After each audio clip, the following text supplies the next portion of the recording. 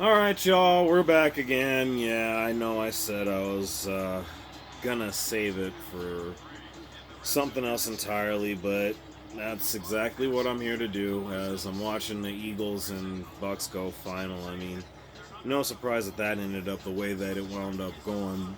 Nonetheless, what I really want to talk about right now, I mean, I got myself going in the previous video. Before I go into that, actually, I do need to say this because I just realized it's actually about to be 10 after here in Denver, and it's late, and more than likely trying to post this here in the next little bit might not necessarily be the move. I'm not sure how many of you were catching this, so I'm going to just make it more optimal as far as opportunities. If I do videos like this where I'm recording them, unless it's something major, I'm not going to post them until the next day. So expect that as a thing moving forward. That's just what it is. Nonetheless, what I want to talk about right now, just I couldn't help myself because it wound up coming out of my mouth in the previous video. I was trying to talk about the Cowboys-Cardinals game from yesterday, which was a major upset, especially based on a lot of the preseason hype, speculation, so on and so forth. Now, knowing this, a lot of the same things were the case when it came to the Broncos. I mean, hell, we had one of the top 5 defenses in the league last year, and we're expecting bigger and better things going into this new year, even though we weren't able to bring back Ezero. I mean, I really don't know what went wrong with that, especially given the fact that he took the same position over in Carolina.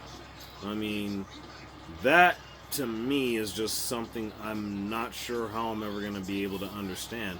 And I'd like to think that that's going to end up reflecting, because Carolina's got some talent on that team, and especially on that defense.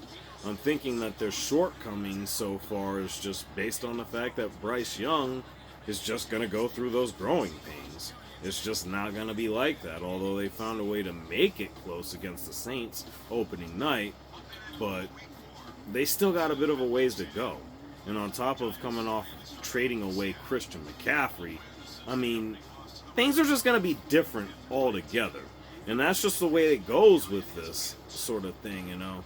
And more than that, we went from one coach to another all within the short span of an offseason, you know.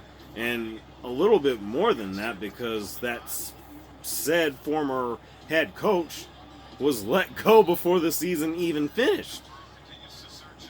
And, you know, I'm hearing a lot about people, speaking of said coaches, talking about, you know, the fact that Peyton was over here talking all that shit, which he did, but to me, he was right about that. He was right. But the problem was, we didn't even start the first damn game yet.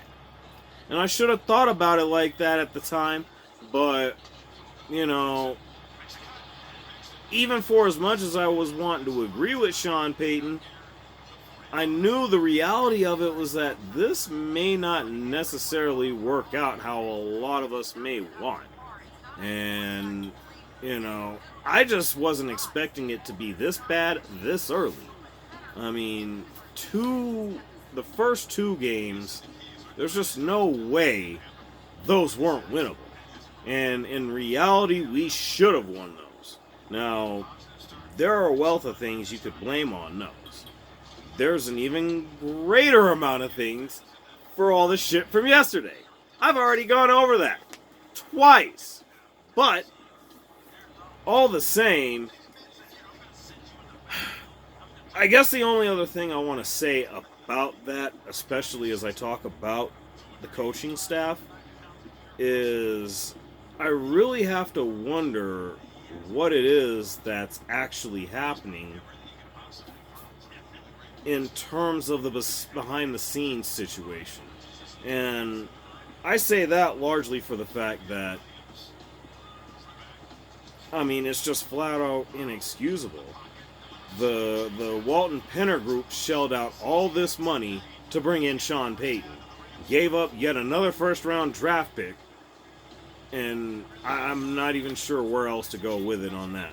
But this is on top of having given up 3 first-rounders, or however many it was, and all the second-rounders. That stupid package they put together for Russell Wilson, along with Drew Lock, Draymond Jones, and Noah Fant. I was struggling to remember that, but it was Noah Fant. Regardless, the most nauseating aspect of it is that we brought this dude, Vance Joseph, back. Now I was thinking, okay, maybe he could still do it as a coordinator. I mean, if anything, it wasn't overly great in Arizona. Again, I was there for about 9 years. I can't really say that it couldn't have been better. It absolutely could have. Especially when you got guys like an Isaiah Simmons and a stud like Buda Baker in there. I mean, how that is not a dual threat of some kind, whether you have Isaiah Simmons lined up as a safety, linebacker, or otherwise, those should easily be the 2 biggest stars of that defense right now, that they're building that defense around. I don't know why that's the case, but again, that should have been what I said in the other video. Anyway, I'm just thinking about these things that we're seeing right now, and the fact that we're keeping Vance around, I really have to wonder what it is that's going on again behind the scenes, because for Vance Joseph to still have a job at this point, as if 70-20 didn't fucking happen. I don't know, and I was trying to keep a cooler head about this too, but I'm trying not to be too tilted about it. But another thing about it, and this is what also alarms me, especially given our situation with the safeties. We've already got Caden Stearns out on IR. Justin Simmons was out. I don't remember what the specifics were on that. And PJ Locke has also been out as well. We were fortunate to have Delarian Turner-Yell available to fill in for Simmons, although he didn't do very well at that. But we were lucky to have a body there. And I don't know how, I'm thinking it was by the grace of God at the very least, Kareem Jackson was actually able to play after getting ejected for his hit on William Thomas last week. Neither here nor there. He was there. But another thing that I noticed, JL Skinner is active. He's not on IR. He's not on any kind of reserve or dealing with anything. He's active. Now, maybe I need to go back, look at the clips, but I didn't see much of him on the field. I mean, what's going on, Vance? What is actually going on? Like, that's the one thing I cannot understand. And we're talking about a guy who was actually poised to be a second-round pick. He fell to Denver, what was it, the 6th round? Much like Alex Forsyth in the 7th. Also slated to go in. What is going on where we're not seeing this dude? I mean, I understand we're giving Lloyd a chance, and he's doing decent enough, I guess. But what's going on with JL Skinner? That's got to be my biggest question. Never mind all the bloviating I've done about Devon A. Chain, excuse me. I'm whatever to that. Whatever. Okay? I just need to know what's up with JL Skinner.